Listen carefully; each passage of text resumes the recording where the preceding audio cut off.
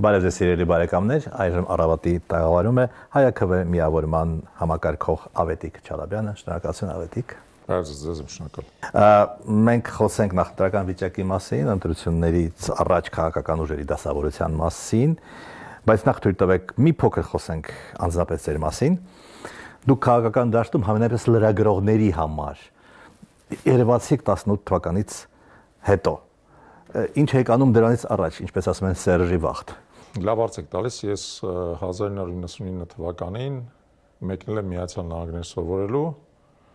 եւ վերադարձել եմ Հայաստան 2020 թվականին։ Ոստի դրա միջակայքում ընկած 21 տարիները եւ հիմնականում Ռոբերտ Քոչյանի հիմնական տարիները, որտեղ ինքը 98 թվականին եկել իշխանության եւ բնականաբար նաեւ Սերժ Սարգսյանի տարիները, ես հիմնականում Հայաստանից դուրս եմ անցկացրել, թեև Հայաստանի հետ կապս բնականաբար չէի կորցնում։ 2012 թվականին ես գործընկերներիս հետ միասին ստեղծել եմ Վերադարձ Հայաստան հիմնադրամը, կամ որը ավելի շատ ճանաչված է որպես Ռեպատ Արմենիա, եւ որը մինչեւ հիմա գործում է, ես էլ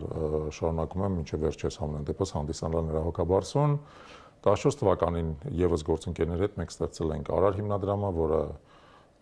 շարունակաբար եւ մինչեւ հիմա ըստ էության աջակցում է մեր բանակին, մեր զինծառայողներին, հիմնականում սկզբի շրջանում զբաղվել է զինծառայողների անվտանգության բարձրացման խնդիրներով, իսկ 2020 թվականի 44 օրյա պատերազմից հետո ըստ էության վերակառուցել է իր գործունեությունը եւ կենտրոնացել է ռազմարտունաբերական ծրագրերի վրա։ Երկար տարիներ աջակցել եմ նաեւ AIB հիմնադրամին, թեև հիմնադիրներից մեկը չեմ, բայց եղել եմ ակտիվ անդամներից մեկը, AIB-ը 2007 թվականից է ըստ էության գործում եւ մինչեւ հիմա գիտեք, որ ունի Հայաստանում լավագույն դպրոցը, որը երկար տարիներ շարունակաբար ճանաչվում է լավագույն դպրոցը, կարևոր կրթական այլ ծրագրեր է իրականացնում եւ այլն, ուստի բոլոր այդ տարիների ընթացքում թեև ես դուրս եմ աշխատել եւ աշխատել եմ խոշոր միջազգային ընկերությունում, ղեկավար պաշտոնների, ինչ-որ իմաստով սիրտս այստեղ ա եղել, ինտենսիվ ճանապարհորդում եմ եւ աշխատում եմ իմ հնարավորությունները եւ գիտելիքները եւ ֆինանսական ռեսուրսները եւ կապերը, կարողությունները ինչ-որ իմաստով ծառայեցնել երկրից։ 2020 թվականին ես վերադարձա Հայաստան, վերադարձա պատերազմի նախորդող գիշերը ընտանիքի հետ միասին, որտեվ կար այդ մոտալուտ պատերազմի զգացողությունը, իհարկե զուգատիվություն էր, որ վերադարձանք անմիջապես սկսվեց պատերազմը։ Հիմնական վերադարձակ Հայաստան։ Հիմնական վերադարձանք Հայաստան, կար զգացողությունը, որ պատերազմը սպասվում, եւ ես վերադառնալուց հետո անմիջապես այդ հայտնվեցի այդ հորձանուտի մեջ,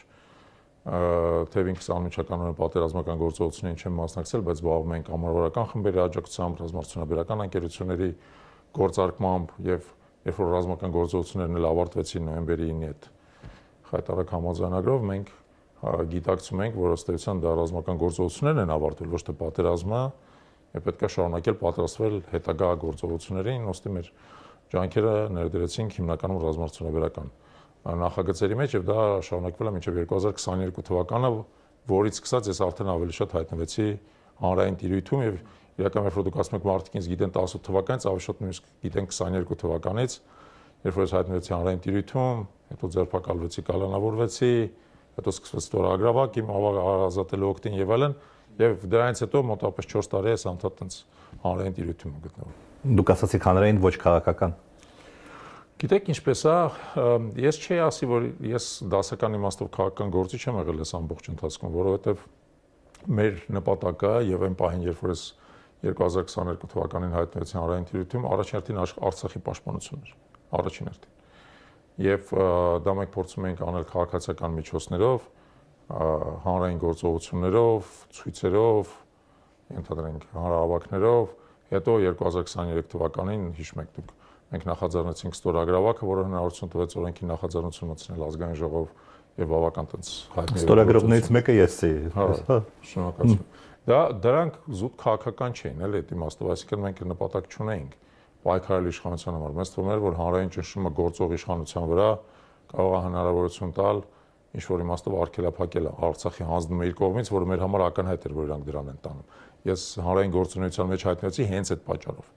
այդ պատճառով, որովհետև ռուս-ուկրաինական պատերազմի սկզբից հետո 2022 թվականի վաղ գարնանը արդեն սկսեց պարզ դառնալ, որ այն համաձայնագիրը, որ կար նոյեմբերի 9-ին, որը մեր համար բացարձակ անբարենպաստ էր, բայց նույնիսկ նա էլ չի գործում եւ շարունակելու է խախտվել։ Հիշում եմ այդ ժամանակ, որ ադրբեջանցիները բարձում գրավեցին եւ Ղարաբաղի իշխանությունների եւ ռուսական խաղաղապահ առաքելության թողտվությամբ։ Եվ սկսեց պարզ դառնալ, որ համաձայնագիրը ինչ որ միակողմանի է, ինքը գործում է մեր համար, բայց չի գործում ադրբեջանցիների համար, իրան կարող են խախտել։ Եվ դա առիթ հանդիսացավ, որպեսզի ես հայտնվեմ հանրային գործունեության մեջ։ Բայց ի վերջո նրանից հետո, երբ որ մեր ներկայացված օրենքի նախագիծը ազգային ժողովում քաղաքացիական պայմանագիր խմբակցության ջանքերով տապալվեց,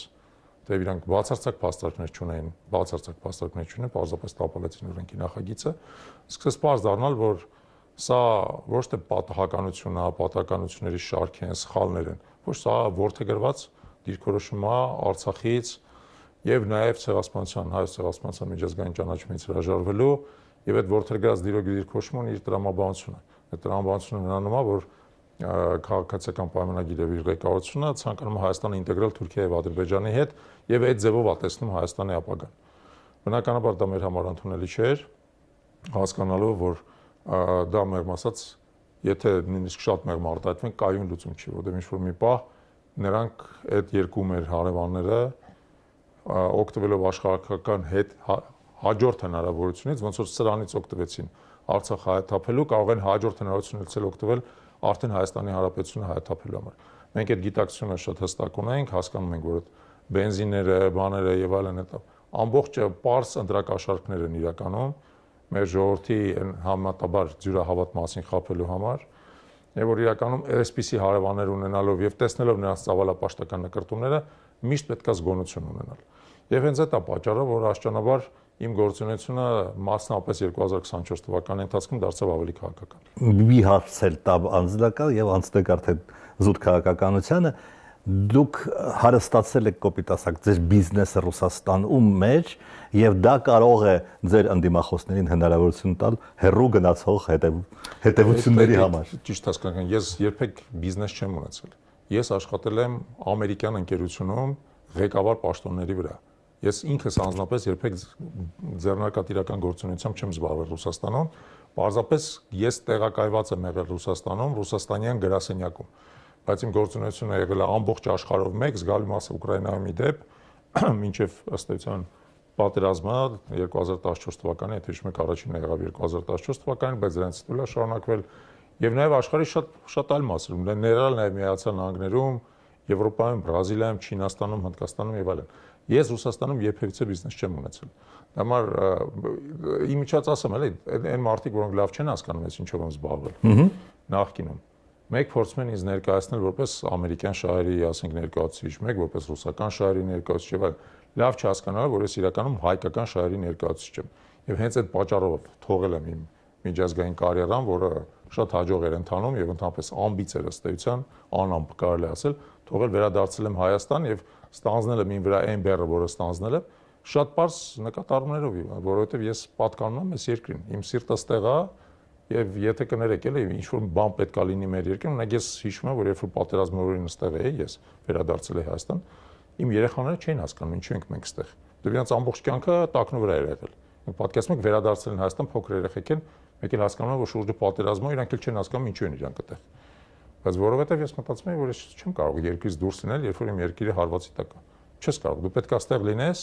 եւ անասեն ինչ որ անհրաժեշտ է, եթե նույնիսկ դա մինչեւ վերջ չի հասկացվում։ Եկեք այս թեման շարունակենք արդեն քաղաքական կտրվածքով։ Արդյոք ռուսամետ, արևմտամետ հակադրությունը կդառնա առաջիկա ընտրությունների, այսպես ասած, գլխավոր թեմաներից մեկը։ Կարող է դառնալ, բայց տեսեք, մենք նաև քաղաքականություն ենք մտնում ինչ-որ իմաստով այդ կեղծ երկընտրանքից խուսափելու համար։ Մենք անկեղծ ասեմ էլի, մենք հայերս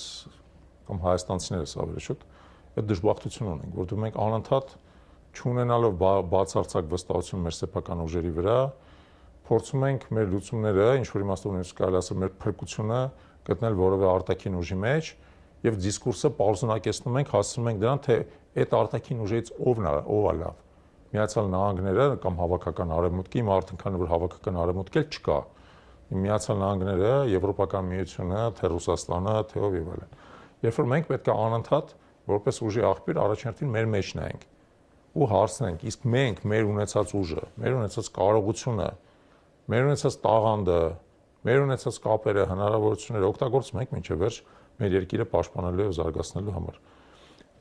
Եվ եթե մենք կարողանանք դա անենք, եթե դա կարողանանք անենք, ապա կարելի է ասել, որ կներեք, այդ դեպքում եւ Միացյալ Նահանգները, եւ Ռուսաստանի Դաշնությունը, եւ Եվրոպական միությունը, եւ Չինաստանը, Հնդկաստանը, Իրանը, նույնիսկ Թուրքիան, բոլորը ստիպված են լինելու մեր այդ հաշվի նստեն որպես իրական խաղացող։ Հենց մենք հրաժարվում ենք ինքնուրույն խաղալուց ու փորձում ենք մեզ հարմարացնել ուրիշի շահերին, դա կլինի ամերիկյան, թե ռուսական եւ այլն, մենք կորցնում ենք այն կարողությունը, որը մեզ արժանապատվություն, հարգանք եւ ինչ-որ իմաստով նաեւ խաղալու հնարավորություն է տալիս։ Դրա համար, եթե մենք մտնենք քաղաքականություն, իսկ մենք մտնում ենք քաղաքականություն, առաջին հերթին, որպեսզի քաղաքականության մեջ հայկենտրոն վեկտոր ուժեղացնենք, առաջին եւ դա նշանակում է համար 1 հենվել սեփական ուժերի վրա եւ ժամանակի ընթացքում առավել արդյունավետ օգտագործել այդ ուժերը, համակենտրոնացնել, ուղղորդել կոնկրետ քաղաքական խնդիրների լուծման, տնտեսական խնդիրների լուծման, հանրային խնդիրների լուծման եւ երկրորդը մեր շրջակա աշխարհում ունենալ հնարավորինս բազմավեկտոր հարաբերություններ, ունենալ այն հարաբերությունները, որոնք մեզ մրցակցային առավելություն են տալիս։ Դրա օրինակների մասին կարող ենք այսօր ավելի մանրամասն խոսել, առավելևս որ դրանից մեկը հիմա շատ ակտիվ շրջանառվում է, հա։ Հիմա դրա մասին է ուզում հարցնել, Վենսը եկավ գնաց, իշխանությունն ասում է, ուրա 9 միլիարդ տալիս են, ուրա դրոններ են տալիս, ուրա տալիս են ատոմակայան։ Ես խնդրում եմ այս 3-ի մասին մի քիչ խոսեք եւ հատկապես ատոմակայանի, որպես ձեր մասնագիտությանը մոտիկ, այսպես ասած։ Հիմա տեսեք, նախ ես զարմանում եմ, թե որքան են այս գործող իշխանությունները փորձում ուրացնել ցանկացած բան եւ իրականությունից կտրած ներկայացնել։ Հիմա եկեք վերցնենք հենց կոնկրետ այդ միջուկային տեխնոլոգիաների հետ կապված հուշագիրը, հասկանանք իրականում ինչա տեղի ունեցել, որովհետեւ դա միֆոլոգիական գծերով այդ ամեն ինչ ներկայացվում էլի։ Իրականում տեղի ունեցել հետևյալը. Միացյալ Նահանգները ունեն օրենսդրություն, որով սահմանափակվում է միջուկային տեխնոլոգիաների տրամադրումը այլ երկրներին։ Եվ համապատասխանաբար ադմինիստրացիան ամեն առանձին դեպքում պետք է որոշի այդ երկիրը կարող է Միացյալ Նահանգներից ստանալ խաղաղ միջուկային տեխնոլոգիաներ, որ ռազմական բնույթի բնականաբար չի կարող ստանալ որևէ տարբերակում։ Խոսքը գնում է խաղաղ միջուկային տեխնոլոգիաների մասին։ Հիմա տեսեք, մինչև փետրվարի 9-ը, երբ որ Փաշինյանն եւ Վենսը ստորագրեցին այդ հուշագիրը, աշխարհում կար 50 երկիր, որոնք անցել էին, այսպես ասած, այդ շեմը, ընդ որում 26 համաձայնագիր կա, որոնցից մեկը վերաբերում է Եվրոպական միության երկրներին, դրա համար 50 երկիր է դրա մեջ մտնում, որոնց Միացյալ Նահանգները կարող էր տրամադրել իր միջուկային տեխնոլոգիաները։ Այդ համաձայնագրերից այս ընթացքում օգտվել է ընդամենը 2 երկիր։ Ընդամենը 2 երկիր։ Արաբական Միացյալ Էմիրությունները, Ֆիլիպինները։ Իսկն 50 երկիր ստացել են այդ հնարավորություն, խոսքը ընդամենը հնարավորության մասին է։ Վենսը այն ինչ որ ասել է, մարդիկ լավ չեն հասկացել։ Ինքը ասել է հետևյալը, որ մենք թույլ կտանք մեր ընկերություններին արտահանել միջուկային տեխնոլոգիաներ Հայաստանի Հանրապետությունում։ Ընդ որում սկզբնական փուլում դա կարող է լինել, խոսքը գնալ մոտապես 5 միլիարդ դոլարի մասին, որը մոտապես 1 ռեակտորի գինն է։ Հետագայում եւս 4 միլիարդ, որը խոսքը գնում է, ասենք, պայստամասերին, միջուկային վառելիքին, սպասարկմանը եւ այլն եւ այլն։ Ես խնդրում եմ կներեք մի քիչ։ Չի ասել ներդրում են կատարել, ինքը ասել թույլ կտանք արտահանում։ Խնդրում եմ մի քիչ մանրամասնենք, որովհետեւ ժողովուրդը կարծում է հեսա չմադանով եկավ Վենսը 9 միլիարդը հեսա ժողովրդին կբաժանի եւ այլն։ Վենսը ընդհանրապես փող չի խոստացել, Վենսը հակառակն է ասել, Վենսը ասել դուք մեզ պետք է 9 միլիարդ վճարեք։ Ուղղակի մենք թույլ կտանք, որ մեր ընկերությունները այդ ձեր վճարած 9 միլիարդի դիմաց ձեզ խաղաղ միջուկային տեխնոլոգիաներ մատակարարեն։ Հիմա մի հատ հասկանանք դա լավ է թե վատ։ Կամ ի՞նչ է դա իրանից նշանակում։ Ուրեմն Միացյալ Նահանգներում կա մեկ խոշոր ընկերություն Westinghouse Electric-ը, որը կառուցում է ռեակտորներ։ Կան այլ ընկերություններ, որոնք օրինակ միջուկային տեխնոլոգիաների հետ կապված առանձին կոմպոնենտներ են արտադրում կամ ինժեներինգային ծառայություններ են մատուցում, շինարարություն են կատարում եւ այլն, բայց կա ընդամենը մեկ ընկերություն,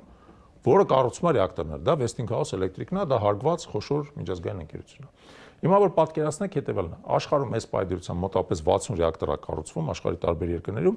դրանցից 14-ը կառուցվում է Westinghouse-ը, հիմնականում Միացյալ Նահանգներում եւ Չինաստանում։ Ինչի Չինաստանում, որովհետեւ Չինաստանում կա հատուկ ռեակտորի դիզայն, որը Westinghouse-ը արել է չինական գործընկերների հետ միասին, որը բերել է նրան, որ այդ ռեակտորի ծախսերը էժանացել են։ Հա Չինաստանում կառուցվող։ Հիմա դա մեզ հնարավորություն է տալիս տեսանելի ապագայում Westinghouse-ից ձեռք բերել ռեակտոր մեր փողերով, ոչ թե իրենց մեր փողերով ձեռք բերել ռեակտոր, որը ունի 1100 մեգավատ հզորություն, որովհետեւ դուք պատկերացնեք, մեր 5 ատոմակայանը ունի 400 մեգավատ հզորություն, այսինքն մեր ատոմականից համարյա 3 անգամ ավելի հզոր ռեակտոր է, որը, ասեմ ձեզ, ստանդարտ ռեակտոր է, բարձր անվտանգության, փորձարկված տեխնոլոգիաներով եւ այլն աշխարհի լավագույն ստանդարտներից մեկն է։ Հիմա Հիմա վերցնենք այս ամեն ինչի հակառակը։ Ուրեմն այդ նույն կարգի ռեակտոր, նույն տեխնոլոգիայով աշխատող, այսպես կոչված VVR տեխնոլոգիայով, բարձր ճնշման ջրի տեխնոլոգիայով աշխատող, ունի նաև ռուսական Ռոսատոմը։ Իրանց ռեակտորը ունի 1200 մեգավատ հզորություն, որը շատ համադրելի է Westinghouse-ի ռեակտորի հետ։ Աշխարհում կառուցվող 60 ռեակտորներից 23-ը կառուցում է Ռոսատոմը, 23-ը կառուցում է Ռոսատոմը, ներառյալ նաև մեր հարևան Իրանում եւ Թուրքիայում։ Թուրքիայում Օկույում, այսպես կոչված, որը նախկին մեր կարծում Ադանայի մոտ է, եւ Իրանում Բուշերում։ Մեծ ռեակտորներ են կառուցում, ընդ որում մի հատ չէ, օրինակ Օկույում 4 հատ այդպիսի ռեակտոր են միանգամից կառուցում, ամբողջ ծրագիրը մոտավորապես 25 միլիարդ դոլարի արժողություն ունի։ Հիմա ինչ է սա նշանակում։ Այս հուշագիրը, որը ստորագրվել է, մեզ հնարավորություն է տալիս իրար հետ մեղմացած մրցել Ռոսատոմին եւ Westinghouse-ին։ Ասել հարգելիներս, ձեզ այսով հետ մեզ ավելի լավ պայման կտա։ Ով կտա այն ռեակտորը, որը ավելի շատ համապատասխանում է մեր պայմաններին։ Ով կտա ավելի լավ ֆինանսական պայմաններ։ Օրինակ Ռոսատոմը շատ հաճախ եւ ռեակտորը կառուցում է իր սեփական միջոցներից, հետո տարիների ընթացքում ոնց որ հիպոթեկով տունը։ Հիպոթեկով հետ է ստանում իր գումարը կառուցողը, օրինակ Թուրքիայում հենց այդպես է։ Ռեակտորը կառուցում են տալիս են Թուրքիային, Թուրքիան տարիների ընթացքում շահագործելուն զուգընթաց գումարը վճարում է, որը շատ ձեռնոտ է իդեպ։ Շատ ձեռնոտ է, դուք դա հսկայական գումար է, ասենք միանգամից չեք վճարում այդ գումարը։ Այսինքն այս ամեն ինչը խոսքը գնում է մենակ նրա մասին, իրական հարթության մեջ, որ մենք հնարավորություն ունենք մրցակցային ճանապարհով ռուսներից կամ ամերիկացիներից ռեակտոր գնել ապագայում։ Իդեպ ասեմ դες որ նաև ֆրանսիական կա Alstom-ը, բայց դա ավելի թանկ է։ Իսկ եթե մենք ֆրանսիական ռեակտոր գնանք, ինքը եւ Westinghouse-ից ավելի թանկ, եւ Ռոսատոմից ավելի թանկ, ամենայն հավանականությամբ, բայց ես չեմ զարմանա, որ ասենք, եթե Փաշինյանը նրա իշխանության, հիմա մի տարվա ընթացքում օրինակ կան մի հատ ֆրանսիացիները հուշագիր ստորագրեն, մի հատ դա հերթական անգամ ներդրում ներկայացնեն։ Այստեղ ներդրման խոսքին խոսք չի գնում, խոսքը գնում է նրա մասին, որ մենք հնարավորություն ենք ստացել ռեակտոր ձեռք բերել եւ Միացյալ Նահանգներից եւ Ռուսաստանից, որտեղ Ռուսաստանից նախկինում էլ այդ հնարավորություն կար։ Միացյալ Նահանգները պարզապես իրենց սահմանափակումներ ան։ Հիմա մի բան էլ ավելացնեմ, այս թեման ավարտենք։ Այստեղ անդադ խոսակցություններ են գնում, որ մենք հնարավորություն ունենք Միացյալ Նահանգներից նաեւ մոդուլային ռեակտորներ ձեռք բերենք։ Ինչ է նշանակում մոդուլային ռեակտոր։ Ի տարբերություն դասական ռեակտորի, որի մասին արդեն ասացի 1000 մեգավատից ավելի հզորություն ունի, մոդուլային ռեակտորները ավելի փոքր են, 50-ից մինչև 300 մեգավատ են, եւ իրանք սովորաբար կիրառվում են հատուկ նպատակներով։ Օրինակ Ռուսաստանը ունի մոդուլյար ռեակտոր, որը դրած է նավի վրա եւ որը հյուսային Սառուցյալ օվկիանոսում պարզապես նավարկում է այդ ռեակտորը։ Գալիս է այնտեղ, որտեղ իր կարիքը կա, միանգամից մտցնում են այսպես ասած ցանցի մեջ, ինքը էլեկտրականություն է տալի։ Հիմա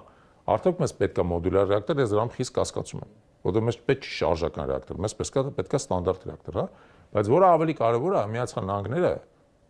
որևէ մոդուլյար ռեակտոր կառուցած չունեն։ Որևէ կառուցած չունեն։ Ես նույնիսկ աշխարհում ընդամենը մի 3 հատ եւ մեզ էլ չեն խոստացել, որ կկառուցեն։ Չէ, բայց այս ամբողջ խոսակցությունը դրա մասն է, որ մոդուլյար ռեակտոր ձեզ կտանք։ Միացյալ Նահանգները չունեն կառուցած մոդուլյար ռեակտոր։ Մոդուլյար ռեակտոր կա մի հատ Ռուսաստանում, մի հատ կարծում Կորեայում, մի հատ Ճապոնիայում։ Ընդ որում դրանց մեծ մասը նույնիսկ եմ ասում, դրանք ոչ թե ստանդարտ էլեկտրակայաններ են մեր պատկերացած, այլ որպես կան հատուկ ինչ-որ մի հատ նշանակություն ունեն։ Օրինակ իրանք ենթադրենք ինչ-որ մի հատ գիտական կենտրոն են սպասարկում եւ առանձնացված են, որովհետեւ պետքա ուղղակի այդ գիտական կենտրոնը մշտական մեծ չարջեր է, այսպես ասած։ Հա, մեծ մատակարարում ունի կամ ռուսականը ոնց որ ես ասացի։ Ոստի այս Վենսի այցելության եւ մասնապես այդ միջուկային էներգիայի շուրջը ուղղակի ահավոր քանակությամբ միֆեր են ստացել, բայց որպեսի sense բանը գիծը քաշենք ու ասենք, սա ինչ է, սա մեր համար հնարավորություն է ընտրել ամերիկյանի եւ ռուսականի միջև եւ ընտրել ոչ թե որտեղ մեկի անունը ամերիկյան է, մյուսինը ռուսական է, այլ ընտրել են, որը մեծ ձեռնտու է, այդքան բան։ Ընտրությունների օրը նշանակված է, մի թեման արդեն ասեցինք, հնարավոր է կլինի ռուսամետ, չգիտեմ, ամերիկամետ, երկրորդը խաղաղությունն է։ Իշխանությունը կասի, մենք հաստատել ենք խաղաղություն, ընդդիմությունը կասի, ոչ չեք հաստատել։ Դա թեմա է։ Դա բնականաբար շատ մեծ թեմա է եւ շատ մեծ թեման ոչ թե նույնիսկ նրանում է, թե հաստատել ենք, թե չենք հաստատել, որովհետեւ բնականաբար հաստատված չի խաղաղություն, քանի չկա առաջինը խաղաղության պայմանագիր, որը բոլոր կողմերի կողմից վավերացված է եւ դրա որոշակի խելամիտ երաշխիքներ։ Այդ երաշխիքները կարող են լինել կողմերի միջև ուժային, ենթադրենք բալանսը, այդ երաշխիքները կարող են լինել այլ երկրների մասնակցությունը։ Ես դրա պարզ օրինակ եմ բերում։ Տեսեք, հիմա Ռուսաստանը եւ Ուկրաինան բանակցում են պատերազմի ավարտի շուրջ, չէ՞։ Ուկրաինան իր հիմնական գործընկերներին ասում է, ես պատրաստ կլինեմ պատերազմը ավարտել միայն այն դեպքում, եթե դուք հարգելի եվրոպական գործընկերներ, հարգելի ամերիկյան գործընկերներ, ինձ հստակ խաղաղության երաշխիքներ տրամադրեք, հստակ, այսինքն դուք ասեք հետևյալը, եթե վաղը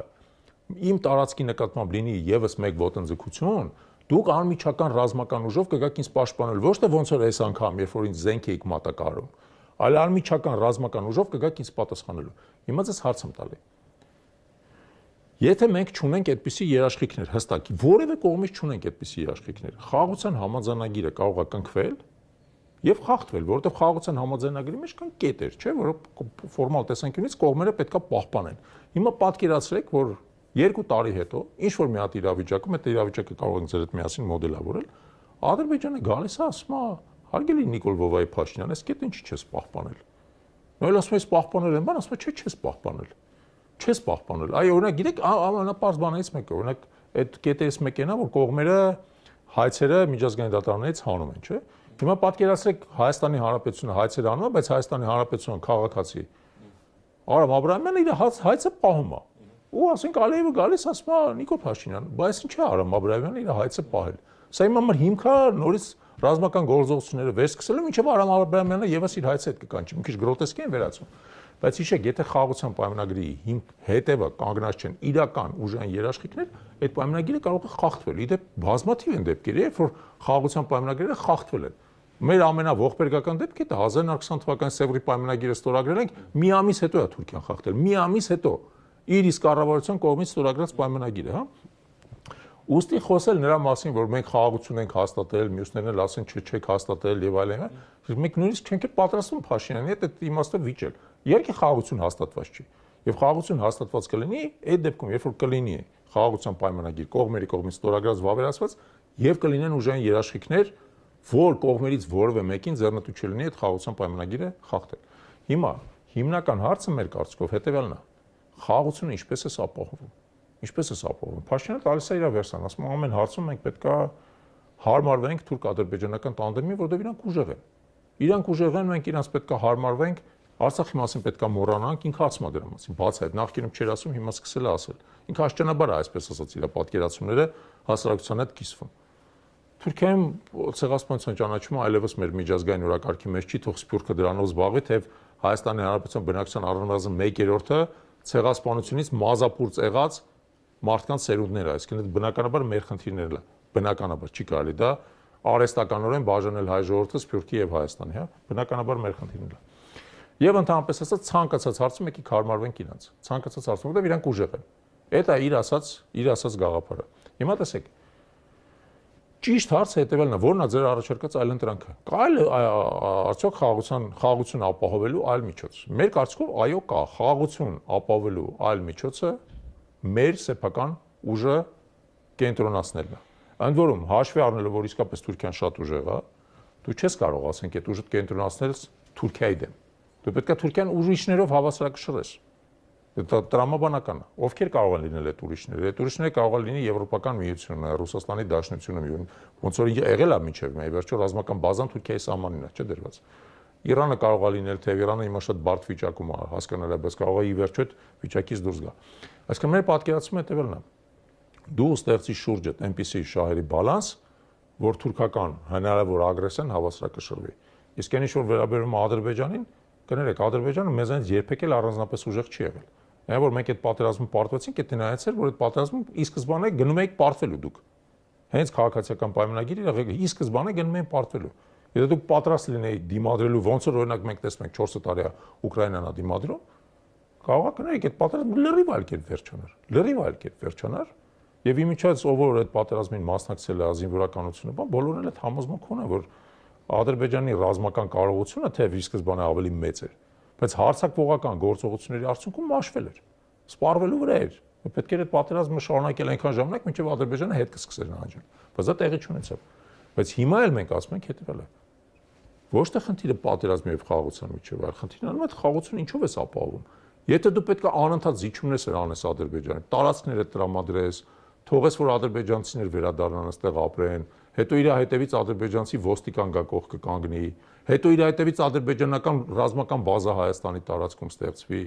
հետո ադրբեջանցիները գան ասեն ճամփեքդ մերը պետք է լինի, մենք պետք է վերահսկենք, հետո գան ասեն կներես քո սահմանային անցում են կետերը մերը պետք է լինի, վարը, կներես դա խաղաղություն չի, դա ուղղակի ժամանակի մեջ ձգված բան է, հանձնում է երկրի։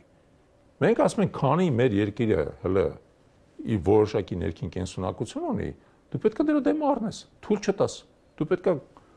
կարողանաս իսկապես նախ ներքին ռեսուրսները կենտրոնացնես եւ երկրորդը դուրսը շուրջդ այնպիսի կոնֆիգուրացիա ստեղծես, որ ոչ մեկին ձեռնտու չի Ադրբեջանի հաջորդ հարձակողական գործողությունը Հայաստանի նկատմամբ։ Իդեպ այդ կոնֆիգուրացիայի մեջ կարող են Միացյալ Նահանգներն լինել, ոչ մեկ դա չի բացառում։ Չեմ կարող չհարցնել։ Ասում են, որ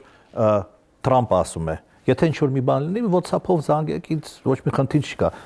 Good guy, դա երաշխիք չի։ Հիմա եկեք պատկերացնենք այդ իրավիճակը, մի քիչ այդ գրոտեսկային բանից, որովհետև Թրամփը այս ընթացքում շատ է ինչ-որ իմաստով տենց այդ կարգի հայտարարություններ արել, նույնիսկ անցյալ տարի ստացած Նոբելյան մրցանակի բանը, մեդալը բերել իրան են։ Նոբելը, չէ՞, մրցանակ ստացավ։ Բանը մաչ է դնում։ Բայց եթե լուրջ վերցնենք, էլի տեսեք։ Հիմա պատկերացրեք, ասենք ինչ-որ մի հատ իրավիճակ է առաջանում, որում Ադրբեջանի համար այդպիսի հնարավորություն է բացվում։ Օրինակ Միացյալ Նահանգները հիմա հարձակվում են Իրանի վրա, իրանց պետք է Ադրբեջանի աջակցությունը, նույնիսկ խոսք է գնում, որ Ադրբեջանի միջոցով Իրանի 50 բնակվող թուրքալեզու իրանացիներին նա պետք այսպես ասած տրամադրել իրանական իշխանության դեմ եւ այլն, ինչը որ մենք իդեպ տեսնում ենք մասնակցորեն, հա։ Եվ Ալիևն էլ նույն Թրամփին կամ ԱՄՆ հաջորդ նախագահին, նույն Վենսին, որը կարող է նախագահ դառնալ եւ այլն, ասում է, գիտես ինչ, ես իմ ծառայությունների դիմաց պահանջում եմ Սյունիքը կամ գոնե Սյունիքի են հարավային հատվածը։ Ինձ քիչ է ճանապարհ ունենալ, ես ուզում եմ ամբողջական դա վերահսկել, որպեսզի հանգիստ քնեմ ես։ Հիմա ինչ անելու Թրամփը, զանգելու է մեզ, ասելու է, չէ, ես որ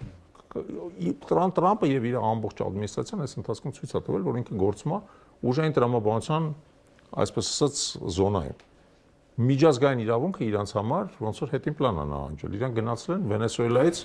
օրինակ բան են արել։ Չեն փախցրել է ուժով ռազմակալել են, դուրս են տարել Վենեսուելայի նախագահին։ Հետո ասենք ասում են, որ մենք պետքա վերցնենք Գրինլանդիան եւ այլն։ Հետո օրինակ Թրամփը չես հասկանում ինչը վերջ լուրջ թե կատակ ասում է պետք Կանադան պետքա մեր հաջորդ նահանգը դառնա եւ այլն։ Կանադան կներեք, Կանադան ոչ Հայաստանն է, ոչ Ադրբեջանը, չափերով Ամերիկայից էլ մեծ է, Միացյալ Նահանգներից։ Այսինքն այդ պատկերացումը, որ ինձ զանգեք, դա մեղմ ասած միամիտ պատկերացում է։ Եթե դու ինքդ ներսից եւ բացի դրանից բազմակող խաղաղության երաշխիքների միջոցով չես ապահովում քո վիճակը, ամբողջ հույսդ ոնց որ նախկինում Ռուսաստանի վրա ենք դրել, հիմա էլ ամբողջ հույսներս դնենք Ամերիկայի վրա, առավելից Թրամփի զանգի վրա, հա։ Վաղը կարող է Թրամփը առաջի զանգողը բանը լինի, Ալիևը լինի։ Ու ասի, գիտես ինչ, հարգելի Դոնալդ, ես արդեն մտել եմ մեղրի, զորքերը իմ ընդ կանգնած են։ Քեզ զանգել եմ ուղղակի տեղյակ պահեմ, որ դու չանհանգստանաս։ Մարդ չեմ սպանեի, ոչ մեկի գլուխը վիզա ականջը չեմ կդրի, բայց ինձ պետք է այնտեղ։ Ինչ պետք է անի, հասկանում եք։ Այդ խաղաղության պատերազմի թեման իհարկե ընդգրկուն է եւ ես հույս ունեմ, որ մինչեւ ընտրությունները եւս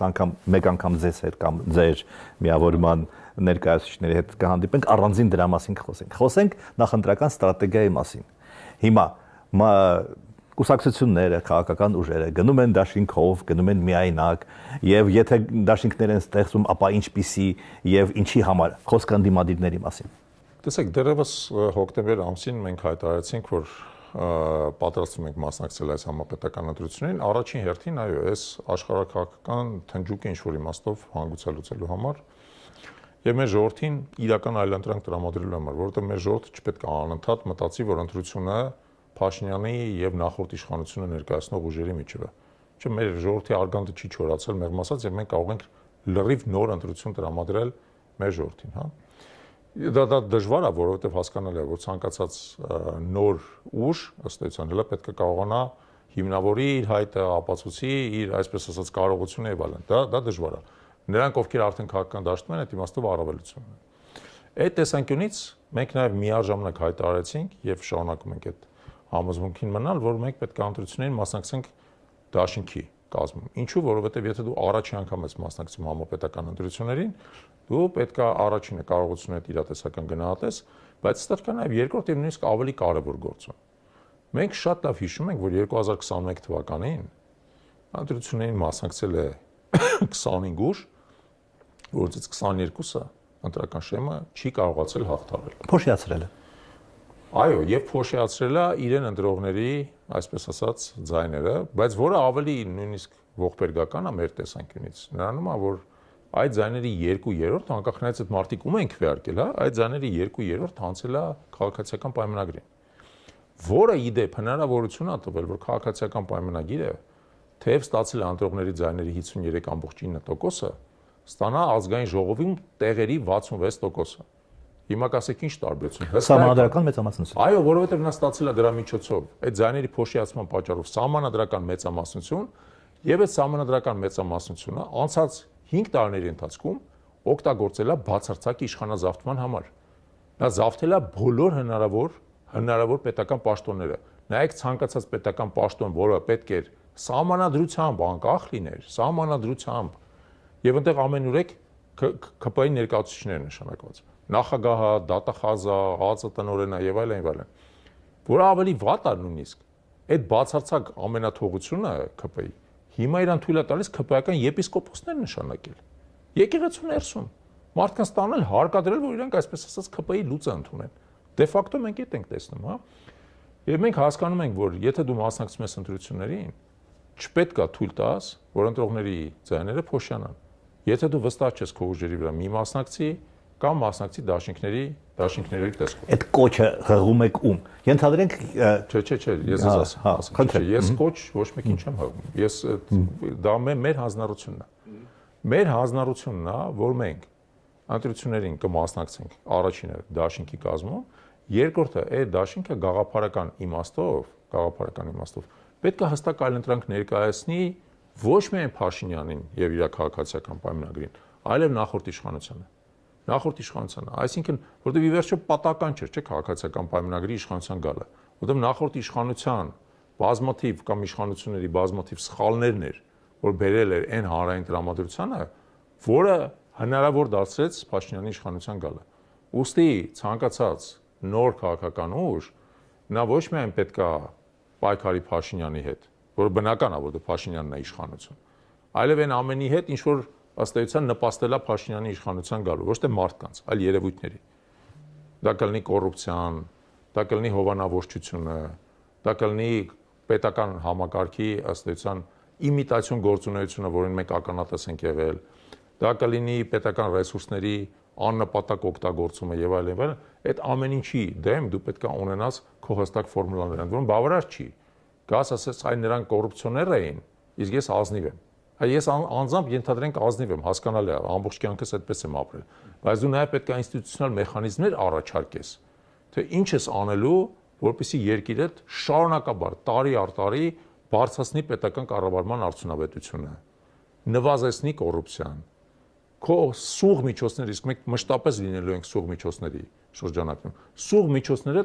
առավել նպատակային կարողանաս օգտագործես, ժողովրդի կրթական մակարդակը կարողանաս բարձրացնես, որովհետև ժամանակակից աշխարհում կներեք, եթե դուք չունեք հսկայական ռեսուրսներ, իսկ մենք չունենք հսկայական բնական ռեսուրսներ, ուրեմն քո հիմնական ռեսուրսը քո մարդկանց մտավոր կարողությունն է, ուրեմն մտավոր կարողությունը պետք է անընդհատ բարձրացնես։ Ինչպես ես դա անելու։ Այսպիսի կրթական համակարգով, որ մենք ունենք, դա անհնար է ուղղակի։ Պարզապես անհնար է։ Ամենապարզ բաներից մեկը ասեմ, աշխարհի 1000 լավագույն համալսարանների մեջ որևէ մի հատ հայկական համալսարան չկա։ Այն երկիրը, որը 14-րդ դարից համալսարաններ ունի, հասկանաք, հիմա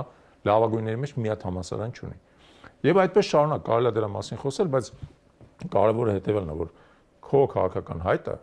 դա պետք է էապես տարբերակված լինի, բայց իրատեսական։ Նա պետք է շեշտադրումները փոխի, նա հանրային դիսկուրսը պետք է փոխի։ Դուք արդեն պատրաստ եք հիմա ասել, թե որ այսպես խոշոր ուժի մեջ է մտնելու ձեր միավորը։ Մենք որևէ խոշոր ուժի մեջ չենք մտնի։ Մենք մեր կալիբրի ուժերի հետ միասին կստեղծենք դաշինք։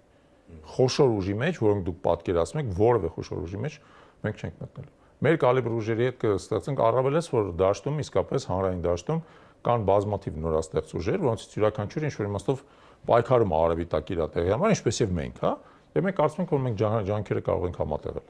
Իսկ եթե կա Արամ Աբրահամյանը, էլի վերցնենք, իր կնոջ եւ զոքանչի հետ ստեղծում է կուսակցություն եւ փոշիացնում է ձայները, որոնք անցնելու են բան։ Դուք ինչ եք ասելու։ Մի արա, իրավունք չունեք, հնարավորություն չունեք։ Նախ դուք ձեր կնոջ եւ զոքանչի հետ չեք կարող ստեղծել կուսակցություն, կուսակցություն կարող են ստեղծել 300 հիմնադիրներ։ Սկսենք դրանից, հա։ Լավ, ենթադրենք գտա 300 հիմնադիր։ Երկրորդը։ Տեսեք, մեր ժողովուրդը այդ իմաստով ինչ որ իմաստով բնական ոնց որ ինստինկտներ ունի։ Նա սովորաբար քվեարկում է ուժերի օգտին։ Եվ եթե դուք չկարողանաք այդ ուժը ներկայացնել ժողովրդին, եւ ժողովրդին ներկայանաք միայն ձեր կնոջ եւ զոքանչի հետ, մեծ հավանականությամբ առանց մեր ասացի էլ դուք պարզապես ասենք առավելագույնը 1000 ձայն կհավաքեք։ Անցյալ ընտրությունների ժամանակ Կային այդպեսին։ կային, հա, որ 1000-ը չէին հավաքել, այո, բայց անցյալ ընտրությունների ժամանակ փոշիացել է մի թիվը մտածեք, ոչ թե 1000 ձայն, այլ 270,000 ձայն։ 270,000 ձայն ընտրողի փոշիացել է անցյալ ընտրությունների ժամանակ։ Եվ դա պայմանավորված չէր Արամ Աբրահամյանով եւ իր զոքանչի, այսպես ասած, ստեղծած էկզոտիկ կուսակցությամբ։ Դա պայմանավորված էր նրանով, որ մասնակցում էին ուժեր, որոնք ասենք ստացել էին 20,000 ձայն, 30,000 ձայն, 50,000 ձայն, մինչև ուղղակի շեմը չեն կարողացել հաղթահարել, որովհետև շեմը այն ժամանակ 5% էր եւ դա մոտապես, եթե ճիշտ եմ հիշում, սկսում էր 64,000 ձայնից։ Լավ, դուք X կուսակցությանը կարաք ասեք, մի մասնակցեք առանձին, 20,000 ձայն կստանաք։ Մի արեք։ Չէ, մենք ուրիշ բան կարող ենք անել։ Մենք կարող ենք X կուսակցությանը, եթե մենք հասկանում ենք, որ X կուսակցությունը մեզ գաղափարապես մոտ է, հրավիրենք, ասենք, հարգելի գործընկերներ, եկեք միասին մասնակցենք այս ընտրություններին։ Եկեք մեր հետ միասին մասնակցենք, եկեք մտածենք, թե խելամիտ կերպով ինչպես ենք մեր միջև բաշխում պատասխանատվությունը։ Նախկինների մասին անձամբ Տեր-Պետրոսյանը չի մասնակցելու, Լևոն Զուրաբյանն է հակը, ուրեմն ներկայացնելու, անձամբ Սերժ Սարգսյանը չի մասնակցելու, ՀՀԿ-ն մասնակցելու է, անձամբ Քոչարյանը մասնակցելու է։ Ըստ երևույթին, հա։ Դա էլ հաստատված չի, բայց ըստ երևույթին է։ Ըստ երևույթին։ Դա օգնելու է Քոչարյանի ներկայությունը այս ամբողջ ընթացքում Փաշինյանին հեռացնելու գործում, թե չի օգնելու, խանգարելու։ Եկեք տեսեք, մի հատ վերադառնանք այդ իմ ասած 2021 թվականին։ Այո, վերադառնանք։ 2021 թվականին Փաշինյանը շատ վարպետորեն կարողացավ օգտվել նրանից, որ իր հիմնական հակառակորդը Քոչարյանն է, եւ իր շուրջը մոբիլիզացնել, այսպես ասած, ամբողջ հականախկինական էլեկտորատը։ Այնտեղ շատ հետաքրքիր բան տեղի ունեցավ, ես հիշում եմ, որ մինչև ընտրությունները, երբ որ մենք հետևում ենք սոցիոլոգիական հարցումների արդյունքներին, որոնք կարող է իհարկե շատ լուրջ խեղաթյուրված լինեին, հա, աղճատված լինեին, բայց բոլոր դեպքերում այդ հարցումները ցույց էին տալիս, որ Փաշինյանի նախկին գործընկերները ելքից Արամ Սարգսյանն, Էդմոն Մարուկյանը բոլորը անցողիկ դիրքերում են։ Իրանք կարծում են, որ իրանք գնում են ընտրությունների եւ շեմը հաղթահարելու են, բայց ընտրությունների օրը հետաքրքիր բան տեղի ունեցավ։ Եվ նա միջոց այն ժամանակ կար նաեւ Արման Բաբաջանյանը, որը բավական ակտիվ էր, հիմա ակտիվությունը նվազել է, այդ արմատամետ թևից նրանցից ոչ մեկը շեմը չանցավ, ինչու, որովհետեւ նրանց ընտրողները եկան քվեարկեցին Փաշինյանի օգտին։ Իսկ քվեարկեցին Փաշինյանի օգտին, որովհետեւ արեցին այն ընտրությունը, որի մասին ես արդեն ասացի։ Ուժերի օգտին քվեարկեցին։ Իրանք եկան քվեարկեցին Փաշինյանի օգտին ոչ այնքան, որովհետեւ Փաշինյանի օգտին էին ուզում քվեարկեն, որովհետեւ մինչև այդ ուզում էին, ասենք, նույն Էդմոն Մարուկյանի օգտին, այլ որովհետեւ քվեարկում էին Քոչարյանի դեմ։ Եվ պաստոր Փաշինյանը կարողացավ իր անձի շուրջը միավորել ամբողջ այդ հականախկին էլեկտորատը, հա։ Հիմա այդպես չի լինելու։ Դա փաստ է։ Հիմա այդպես չի լինելու։ Հիմա այդպես չի լինելու եւ ես ասեմ հիմնական պատճառը որն է։ Հիմա Ռոբերտ Քոչարյանը այլևս անդիմադիր դաշտի առաջնորդ որևէ կերպ չի ընկալվում։ Եվ շատ բարձ պատճառը, որովհետեւ ինքը նախկին 5 տարիների ընթացքում այդ ակտիվությունը չի ցուցաբերել, ինքը չի եղել այտենց անընդհատ հանրային ուշադրության կենտրոնում, ինքը չի դրսևորել այդ նախաձեռնությունները, ինքը ի վերջո այն ժամանակ ընտրվելուց հետո չի վերցրել իր մանդատը նույնիսկ եւ տեղ չի վերցրել ազգային ժողովում։ Հիմա ընտրություններում Քոչյանը իհարկե ենթադրում է, որ կարող է մասնակցել, բայց ընտրությունները այլևս տեղի չեն ունենալու Փաշինյանի եւ Քոչյանի միջեւ։ Եվ դա ինչ որ իմաստով լավ նորություն է։ Ինչու, որովհետեւ դա հնարավորություն չի տալու նույն Փաշինյանին հերթական անգամ կրկնելու 21 թվականի սցենարը եւ շահարկելու, փորձելու մարդկանց տանել ընտրությունների իրեն քվեարկելու Քոչյանով վախեցնելով։ Դա շատ կարեւոր է։ Դա շատ կարեւոր է։ Հիմա չի ստացվի, կասեն Ավետիքը նույնպես Քոչարյանական է կամ Սերժական է։ Ավետիքը ոչ Քոչարյանական է, ոչ Սերժական է։ Չէ, մի րոպե։ Ինչ ասես կարան ասեն, բայց պետք է հավատալ, չէ։ Մի բան է, երբ որ Քոչարյանը կներ կիկ դեմքով է մասնակցում։ Քոչարյանը քոչարյանական չէ, Քոչարյանը քոչարյանն է։ Տարբերություն կա, չէ։ Մի բան է, երբ որ մասնակցում են մարդիկ, որոնք արդեն հասկացանք, չէ, ասեք բերխոսակցության սկզբից, որոնք եւ Քոչարյանը եւ Սերժ Իշխանության օրոք ընդհանրապես երկրում չեն ապրել։ Ուստի այդ պիտակները կարելի է կախել, բայց հարցը այդ պիտակը կպնում է թե չի կպնում։ Տրամաբանական կապ պետք է լինի, չէ՞, ասենք պետք է ասեն, ենթադրենք ինչ-որ մեկի մասին կարող ասեն նա Քոչարյանի օրոք նախարար է եղել, կամ ենթադրենք Սերժ օրոք եղել ազգային ժողովի նախագահ։ Դուք ելնում եք այն կանխավարկածից, որ մեր զանգվածը առաջնորդվում է տրամաբանությամբ։ Արդյոք այդպես է։ Գիտեք ինչպես է, տեսեք, նախ մեր քաղաքացիները հիմնականում բավական տրամաբանական են դատում։ Ես մարդկանց հետ հանդիպում եմ, հա, իրանց մեջ կան նաև մարդիկ, որոնք անընդհատ, այսպես ասած, ռոպագանդայի ազդեցության տակ են։ Մանավանդ նրանք, որոնք ոչ թե նայում են Արամ Աբրահամյանին, այլ նայում են Պետրոս Ղազարյանին։ Այո, նրանք անընդհատ ռոպագանդայի ազդեցության տակ են։ Նրանք օրինակ հավատում են նրան, որ Նիկոլ Փաշինյանը վաղուց արդեն Նախիջևանն է գրավել, հաջորդը արդեն Վանն է եւ այլն։ Հասկանալի է, այդ ռոպագանդայի բանը ազդեցություն ուժեղ է, բայց կներեք, դա չի է մեր ընտրազանգվածը։ Մեր ընտրազանգվածը այն 70%-ն է եւ ավել, որը կամ չի ընտրելու Փաշինյանին, բոլոր դեպքերում չի ընտրելու Փաշինյանին, եւ որը կամ չի գա ընտրությունների, կամ կգա ընտրությունների այն դեպքում, երբ որ տեսնի իրատեսական այլընտրանք։ Հիմա այդ մարդկանց մեծ մասը, ես որ մարդկանց հետ հանդիպում եմ, իսկ ոնց որ պատկերացնում եք անընդհատ հանդիպումների մեջ եմ, իրանք հետ հարցը տալիս են, ասում են դու ինչ կապ ունես Ռոբերտ Քոչարյանի հետ, դու ինչ կապ ունես Սերժ Սարգսյանի հետ, դու ինչ կապ ունես Միքայել Մինասյանի հետ, ու տենց դու ինչ կապ ունես Ռուբեն Վարդանյանի հետ, դու ինչ կապ ունես Սորոսի հետ։ Այդ մեծ սպեկտրով հարց են տալի։ Երբ որ սկսում եմ բացատրել իրանց իմ կենսագրությունը, ինչի մեջով եմ ես անցել, երբ եմ Հայաստան վերադարձել, մարդիկ սկսում են այդ ոնց որ ծայրերը կպցնել իրար, էլի, եթե մարդը 2020 թվականին է Հայաստան վերադարձել եւ մինչեւ այդ 20 տարուց ավել երկրում չի ապրել, ապա ամենայն հավանականությամբ Ռոբերտ Քոչարյանի կամ Սերժ Սարգսյանի հետ անմիջական կապ չի կարող ունենալ։ Իսկ այլ կապ այս ամբողջ ընթացքում ոչ մեկ չի տեսել, որովհետեւ բոլորը տեսնում են, որ Հայակվեն բացարձակ ինքնուրույն է գործում։ Հա հաճախ նրանց հակառակ, որովհետեւ այդ ճամբարներից մեր նկատմամբ պարբերաբար ասենք այդ բանը նրանց քննադատությունն է միանում։ Քննադատության մասին, հա, եթե նույնիսկ չեն միավորվում, պարզ է, որ շատ հնարավոր չի միավորվել։ Հնարավոր է պայմանավորվել fair play-ի մասին, հնարավոր է պայմանավորվել իրար չխփելու մասին։ Ես ասեմ, ինչի մասին է հնարավոր պայմանավորվել եւ պարտադիր է պայմանավորվել։ Պարտադիր պետք է պայմանավորվել ընտրությունների թափանցիկության, նրանց արդյունքների արժանահավատության եւ նրանց արդյունքների վերահսկողության եւ ընտրակեղծիքներ թույլ չտալու մասին։ Այդ դրա մասին, այդ գիտեք ոնց է, այդ բոլորը պետք է դրա տակ ստորագրեն ինչ-որ իմաստով, որ իրանք պաշտպանելու են մեր քաղաքացիների ընտրությունը։ Այդ իմաստով ցես հիշեցնեմ, որ նախորդ 2025 թվականի ընթացքում մենք երկու մեծ դիտորդական առաքելություն ենք իրականացրել, բացարձակ չեզոք լինելով այդ առաքելությունների ընթացքում Գյումրիում եւ Փարաքարում տարվա սկզբին, հետո տարվա վերջում էլ Վաղարշապատում պաշտպանելով մեր քաղաքացիների ձայնը, որովհետեւ մենք արմատապես հավատում ենք նրան, որ մեր երկիրը պետք է իրավունք ունի եւ շահելու է նրանից, որ ժողովրդավարական ճանապարհով զարգանա, եւ որպեսզի նա զարգանա ժողովրդավարական ճանապարհով, մեր քաղաքացին պետք է հավատա իր ընտրության արդյունքին։ Նա պետք է հասկանա, որ իր ձայնից բան է կախված։ Դե այլապես ինքը ասում է իմ ձայնից բան կախված չի, ես ինչ էլ անեմ, Սերժը, Նիկոլը, Պողոսը, Պետրոսը նա միևնույնն է, իմ փոխարեն արդեն որոշել է։ Դու պետք է մարդուն կարողանաս վստահություն ներշնչես, որ իր փոխարեն ոչ մեկ չի որոշել։ Իր մի ձայնը կարևոր է, ինքը պետք է գա պատասխանատվությամբ այդ իր ձայնը տա այն քաղաքական ուժին, որին վստահում է։ Եվ դա հենց այն կետն է, որի շուրջ այո, բոլորը պետք է պայմանավորվեն։ Բոլորը պետք է պայմանավորվեն։ Մնացածը արդեն իմ կարծիքով կախված է նայած թե ով ինչ մանդատ կստանա։ Արդեն տենց հարցեր են տալիս, դուք ազգային ժողովում պատրաստ եք կախված է ով ինչ մանդատ կստանա։ Ով ինչ մանդատ կստանա։ Իսկ վատ բաներ ասել իրար մասին։ Կնեք, վատ բանը մի քիչ վատ բան ինչ նշանակում, ասենք հայերը իրար պետք չի, բայց քննադատել պետք է։ Եթե ես օրինակ նաև տեսնում եմ, որ ընդդիմադիր այլ խմբակցություն, ենթադրենք, հա, ուժ, բացարձակ անիրատեսական խոստումներ ա տալի, պոպուլիստական խոստումներ ա տալի, որոնք հետո օրինակ մեր բյուջեի վրա շատ ծանր հետևանք են ունենալու, ես պարտադիր չի, որ ասենք իրանց ասածը կիս եմ, չէ։ Առնվազն ես պետք է գամ դրա այլընտրանքը ներկայացնեմ։ Առնվազն պետք է գամ դրա այլընտրանքը ներկայացնեմ եւ նաեւ պետք է պոլեմիկայի մեջ մտնում։ Ի վերջո տեսեք, նաեւ ընտրությունը ոչ միայն Փաշինյանի եւ ընդդիմության միջեւ է։ Քաղաքացիները նաեւ ընդդիմադիր տարբեր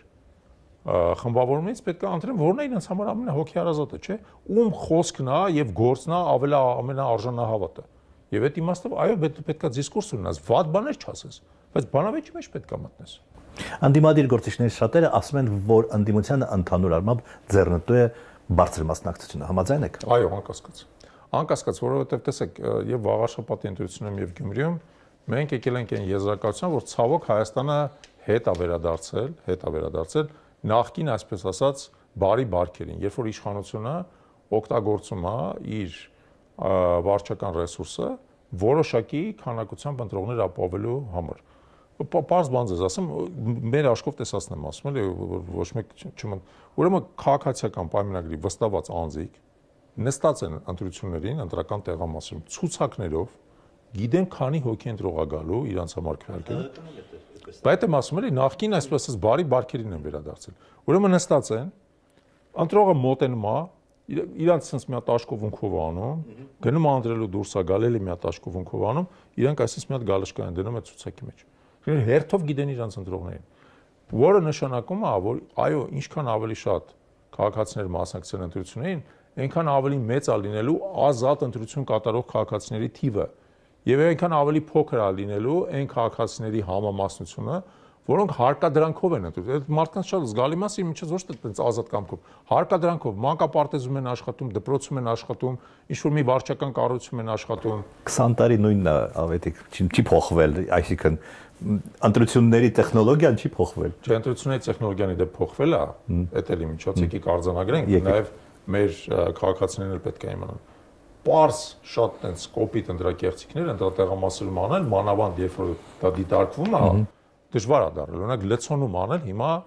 արդեն հնարավոր չի կամ շատ դժվար է։ Բայց դպրոցները, պոլիկլինիկաները եւ այլն մոբիլիզացնել հնարավոր է իշխանության կողմից։ Դա հնարավոր է, թեև ես ասեմ, որ նույնիսկ դա, եթե մարդիկ քաղաքացիները մի քիչ ավելի իրավագիտակից լինեն, հիշեք, որ դա քրեական օրենսգրքի խախտում է։ Երբ որ ինչ-որ մեկին գալիս են ասում են ինքը ինչպես պետք է քվեարկի, ինքը պետք է հստակ հասկանա, որ ինքը կարա գնա բողոք ներկայացնի։ Ընդ որում կարա սպասի ընտրությունների արդյունքներին, դրանից հետո գնա բողոք ներկայացնի։ Իդեպ մենք խրախուսելու ենք քաղաքացիներին, որ եթե քաղաքացիական պայմանագիրը եւ իր ներկայացուցիչները փորձեն ձեզ հարկադրել, թե ինչպես եք ընտրելու, եկեք այդ փաստերը ներկայացրեք մեզ, մենք հաղորդումներ կներկայացնենք հանցագործության մասին կամ հետագայում հետամուտ կլինենք դրան, որովհետեւ իմիջիալուց նաեւ այդ մեխանիզմը վարչական ճնշումը պետք է կարողանալ կոտրել, բայց ես մի հետաքրքիր բան էլ ասեմ։ Մենք նաև համոզվել ենք, որ երբ որ ընտրատեղամասերում լուրջ վերահսկողություն կա դիտորդների կողմից, լրատվամիջոցների կողմից, քաղաքական ուժերի վստահված անձանց կողմից, նույնիսկ այն քաղաքացիները, որոնք հայտնվել են այդ հարկադրանքի ազդեցության տակ, գալիս են ընտրատեղամասեր եւ ազատ ընտրություն են կատարում։ Ոչ բոլորը, բայց ոմանք այդպես են անում։ Իրանք հասկանում են, որ մեղմ ասած աղվեսը չունի կացին, որպեսզի իրան տեղում գլխատի։